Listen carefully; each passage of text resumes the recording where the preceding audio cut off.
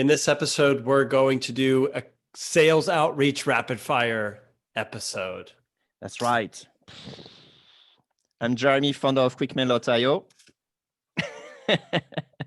I'm Jack, founder of salesbread.com. We'll help you get more leads if you're going after a hard to reach market and you're looking to drum up a lead a day, maybe more. Go over to salesbread.com/contact and we'll do a little brainstorming together. Also, Jeremy and I made a really in-depth course on cold email. You should know about it. Course.quickmail.io. Check it out if you want to up your skills and learn what we know about outreach. But with that, let's talk outreach in the form of 10 really quick, not really, rapid fire questions. We're going to be done in 10 seconds. There we go. Exactly. All right, boom. Number one, should I reach out during the holiday season, Jeremy? Yes. Number Absolutely. two. I'll just give you a quick example. It's basically what happened is when you come back from the holiday season, other people come back from the holiday season and they will reply to their email or think they left on the side that they didn't really feel like doing before. And I can guarantee you, I love, bank holidays and stuff like that because I know the next few days I'm going to get more replies. It's basically, simple as that. I don't understand why lots of people just put their campaign. I just don't. Anyway. Fair enough. I will say, think about everybody sitting next to you at the dinner table that's checking their emails. We're slaves to it, so we're not as good as you think. All right, next. How would you cold email for competitor research? Let me kick this one over. If you are in, let's say, the agency world like me, a sneaky way to find out how much competitors are charging would just be to reach out and ask, what are they charging, right? I mean, is it sneaky? Yeah, it is. I wouldn't necessarily lie and say that you're not another agency. Maybe you don't say that, but you may also want to know how many customers they have. That could probably happen. Jeremy, you got anything here? Yeah, it's a classic mouse and whisker. You disguise yourself as a client. That's sneaky. But is it a disguise? Cool. What if you just flat out, what if I just kept, Jack at salesbread.com and I just say my email address, whatever. You should not say that. I know, I'm an idiot. You're going to receive lots of what's your pricing? Yeah. Okay, I guess I walked into that. But let's say you don't disguise it as much. You got anything, Jeremy? I actually did this for training support. We actually contacted other support companies for training purposes. So basically, I contacted some of my competitors with always the same questions, like how are you different from X being the same variable. And basically, we analyze that with our team and say, which company would you have loved to contact with this question? And, we try to adapt and make better answers. So whenever you have a question you don't really know, how to do that, then you can do a bit of outreach to, support. It's, support at whatever the software is. That works. Love it. Next, how can I follow up with people that have replied not interested 6 months later? I think we should add "should you" to this. Jeremy, Yes. you want to take this one over? Well, if they reply flat out, they're not interested, you should be desperate for leads if you go back at them again and say, are you now interested? Okay. So this may only be a fit if this is a very small market, less than 1,000 prospects, right? Or, but if that is the case, I know what you're going to say. If it is cyclical, maybe? Interesting. I was going to say you could hand it off to another person at your company and just reach out like nothing's changed, right? I'm reaching out on the behalf of Jack. Are you guys interested? Yeah, Jack's out on a sword fishing trip. I'm taking over his account here. All right, next. What is the future in B2B prospect data? I'm going to take this one. I am noticing that more and more of us, old fogies, are posting things, are liking things, are putting trackable activity on the internet that I think will play a massive role in prospecting data. So in the future, and right now, if you're willing to do the extra legwork, which we do and probably other serious list builders do. You can just build a list of not only lawyers of a team this size, but also have an interest in XYZ, or it could even be like psychographics that are reading the Economist or something. Like, you can get a whole lot more granular with outbound. So that's where we're going, like it or Yeah, not. I would say, this year was more about deliverability and personalization. Although personalization is probably still going to be next year, but I definitely agree on the niching down. Like, you can niche the smallest market instead of just going after SaaS founder. Now you're going to SaaS founder in Jamaica specifically, and then attack, the Jamaica culture, whatever. But it's basically probably more small pocket of prospect rather than like one large database. I think that's definitely the future. And that's what you're going to have to start looking after. Yeah, can't argue with that. Next question. What should I do with a prospect that opened my email, clicked my email, but did not reply if I hate cold calling? So you've heard us say you may want to do special things for special prospects. Let's take phone out of the equation. Jeremy, advice? Well, it's like, what should I do? How should I do swimming if I don't like water? It's like, at the end of the day, this is definitely the best way. We agree that this is the best way. Pick up the phone and tell them. The other thing is just simply fire an email specifically and just ask them, like, hey, is there anything specifically that prevents you from doing XYZ? Like, let's say, for example, this is like booking a time with me. Like, you could just see that they're clicking on the calendar, but they don't actually, reply to you or book a time. Just send an email assuming like, something went wrong in the process. And it could be, hey, Jack, is there any question I can answer right now that will make you more confident to jump on a call with me? Something like a smart follow-up, a smart follow-up. For me, I'm going another avenue here. I would send them a Loom video. I would record myself saying something very specific about that person and their company, almost the same pitch, but highly personalized in the form of a video, because I'm pretty sure they're going to watch it if they've already opened and clicked several times, right? And that may push them over the edge. Yep. You can even tell them at the beginning of your Loom video, like, here's why I would like to jump with you on a call. And then in this video, you're going to see XYZ. Sounds familiar. Okay, Next question. I've got 10,000 prospects. What's the fastest way to prioritize them? Fast. Go for it. Speed. That's your lane. I would imagine prioritizing means better deals, bigger deals. So I would first enrich them with company size. And then I'm going to go geo. I'm going to say, all right, of the big companies in my list, who's nearby? Could be the same city, could be the same state, but certainly I would like to play the local card if I have 10,000. So I'm going after big, local, prioritize, fast, done. Or you buy 1,000 inboxes and you're done in 2 weeks. I'm kidding. Right. No, I mean, I don't really see any way besides adding new attributes and then seeing if that helps you to split the list. So you're talking geographical, that's a good one. But if they're all located in the same place, that doesn't help. Or if they're all very far off, that doesn't help either. So you need to figure out like an attribute that actually helps you split the list in a good sense, but an attribute that hopefully is meaningful. Yeah, and hopefully they're not all far away and equally large. Otherwise, that's getting a little tricky. All right, got 4 more questions. Jeremy, who should send outbound emails and LinkedIn messages on my team? Me, the founder, or an entry-level sales that's actually doing the sending? That's a great question, but I think you should answer for a simple reason is that I'm doing the outreach at the founder. We don't have any junior salespeople. So for me, it's kind of easy. But what I would say is that actually, I'm going to piggyback on what you told me a long time ago, which is basically the CEO has more chances of, getting replies just because it looks more serious, more involved, whatever.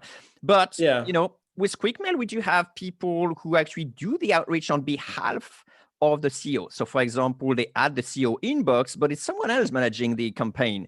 Like you're managing my campaign, for example, and you're not the CEO of QuickMail. I am, but still, so you can basically choose and pick and choose whoever's got the most chances of getting a reply. Do you want to hear my short, easy answer? Nah, let's move to the next question. Of course, Jack. No, the short, easy answer is whoever will be taking the call should be the one sending the message.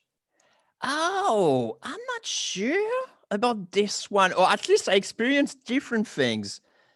Like, I don't think it was a CEO for reaching out, but it was someone else.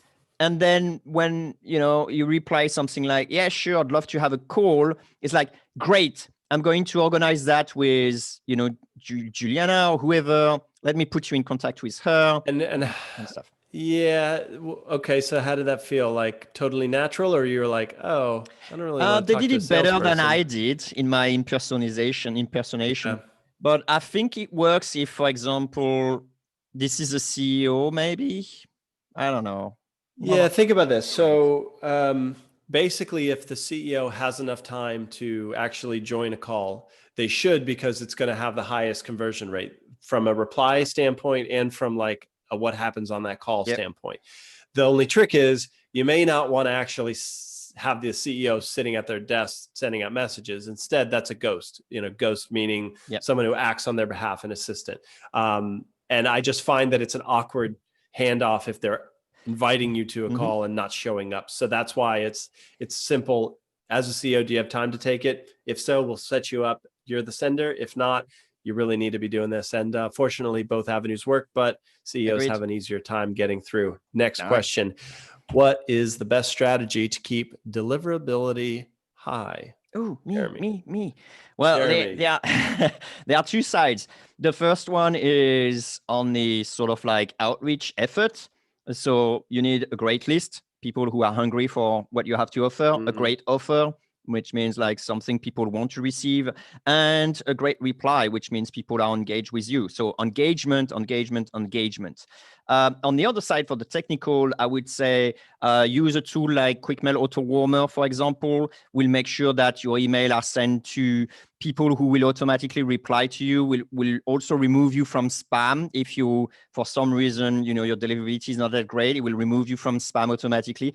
So use an auto warmer tool that will also mix the email with your normal outbound. So it just gives a little bit of variety into your inbox. And also, I will say, keep an eye on your deliverability on a weekly basis. There are plenty of tools to do that. We also have one at QuickMail, like every week you receive a report that tells you basically, okay, you start landing in spam, or you're still landing properly in inbox. And if you're landing in spam, give that little inbox a little bit of cooldown period, right? You just like deactivate it from your campaigns, give it like 2-3 weeks, keep on checking the deliverability, stay in the auto warmer kind of groups, and then you will see slowly, coming back, and then you can try again. Nailed it. Does your mic have the ability to just drop it right there? Can you just unscrew it? Let me try. No further questions, Your Honor. All right, cool. All right, just kidding. 2 more questions. Obviously, I have nothing to add to that. That's a thorough rapid fire. So how are you making sure no leads fall through the cracks after a reply to a drip campaign? I have a 2-word answer. Use CRM. I wasn't far. My one was like, use Zapier on your CRM. Fair enough. All so right. That's what I'm using for personally for QuickMail, for example. We have HubSpot CRM, and nice. you have multiple ways of doing it, but basically I have a trigger automatically. As soon as I receive an answer, it brings it, create the lead automatically in my CRM, and then I can take it from here. The other way of doing it for people who don't have a CRM, which with HubSpot CRM is kind of like silly because you can have it for free. But for people who don't actually have a CRM and want to do it in their own, tool, just create some manual task in your tool. Like for example, you can still create a manual task in QuickMail and then have your drip campaign carry on, which basically means you will send, the first email, and if they reply, will still carry on and enrich, a manual step that you can then, set in the future and then revisit it in 6 months. But honestly, guys, use a CRM. That's the short answer. Good point. Okay. Last question. How can I use outbound email to drive landing page signups? How? Parentheses traffic. So I actually got this question today from somebody, and it was basically like, that's what I'm trying to do. Are we a good fit? And I told him outbound is for starting conversations, not generating traffic. Try something else. But I kind of have another potential answer because it could work. It could work. My question is, why would you try really hard to make it happen? There's a lot of reasons why I might not do this, but I would do a 2-step campaign if I wanted to use outbound email to drive landing page signups. So stage 1, I would reach out and say, Jeremy, I'm putting an event together all about B2B prospect data.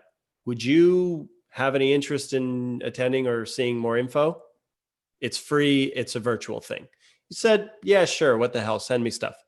I would then maybe add you to a second campaign where it goes, hey, Jeremy, glad you told me you're interested. We actually have all the details on this page. You can check it out. And if you like it, just book your spot there. It's free.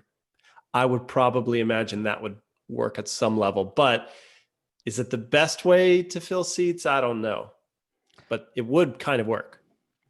Yeah. The other thing I would say is put it in your signature and use a different way of contacting people. So for example, example is going to be tough, but because I don't do that, but it'd be like, hey, Jack, I will find something that you may be interested in. Okay. But then my signature will be like super big, like, hey, let's say, for example, you're interested in a super prospecting summit, right? Like 50 best tool for prospecting and so on. I know you'll probably be down for that. So I'll send you an email saying like, hey, Jack, we're trying to collect at the moment the number of, an extensive list of the best tool for prospecting. Do you have any favorite one you're currently using? And of course, my big signature is like summit in 1 month, be whatever. You see what I mean? Wow, and that way I will sort of like sneakily assume that if people are interested, they're going to go and book book their spot because, like it will be effectively like, free summit or whatever. You need to find your hungry audience. Hungry hippos. Would you follow up with someone who replied but didn't click on the link, or click the link but didn't sign up? Totally. And in fact, I may even ignore that reply, change my campaign to say, don't stop on reply in QuickMail, and basically have the photo up that says like, basically just talking about the webinar and say, or the summit, and say, hey, it's, random thoughts. Or by the way, forgot to say, but if you want to register, please do that. Right. And I will offer them something. So actually, the more I'm thinking about it, the more I can see a campaign working like that. Is first I ask you something sort of remote or connected, but not quite straight at that. And then second is like, forgot to ask like a dummy or dumbass. Of course, you're welcome to attend. This is free, and if you do so, let me know so I can send you a small gift, as a token of a book or something. Gratitude. Yeah, exactly. Yeah, a book will be awesome. Actually, it's great stuff. A download. Yeah, like a book they can download or something. Yeah. That way you come from a point of view of like only providing value and, being curious and willing to connect with that person. And at the same time, you're driving connection, which honestly is probably the best way of all, because then during the summit, you'll know pretty much everyone who attends or a good portion of it, and just say like, "Oh, Jack, amazing! You made it. So happy to see you on the summit today." Oh, That's hey so guys, funny. for those who don't know, Jack is the founder of salesbread.com, and he's just awesome, and whatever. Look at that. Those sort of things. That's good. It's funny. I'm thinking I have someone in mind that actually used a signature where it's like, we're doing a founders only mountain bike retreat in, August or something. And I clicked it and I was like, this is great. Obviously COVID canceled it, but I clicked it and I thought it was really pretty great. So I think that could work. Well done. Did we plug the course? We may have at the beginning, but always worth mentioning it again. We have a great course on cold email. So if you like to answers, there are more. And you can always ask us some question within the course. So if you go at course.quickmail.io, plus there is always a 30-day money back guarantee. So if you don't like it, just send us an email, and so risk-free. That's right. You can send us an angry email and we're still going to refund you, because we're that kind of guy. We're that kind of guys. All right. Well, I think we did this rapid fire justice, and the fiery background I have justice as well. Yeah. It's too hot here. Yeah. Wow. I got to get out. All right, Jeremy. Thanks for a good cast, man. Thanks, Jack. Amazing. See ya.